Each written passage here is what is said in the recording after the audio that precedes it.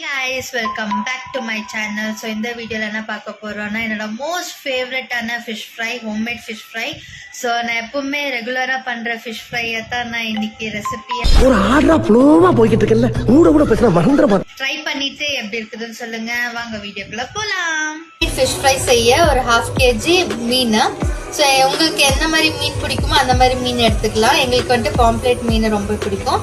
So நாங்கள் 1/2 kg pomfret மீன் எடுத்துருக்கோம் homemade fish fry செய்ய. Red chilli powder 2 tablespoon, turmeric powder 1 teaspoon, தனியா powder 2 tablespoon, 1 tablespoon ginger garlic paste,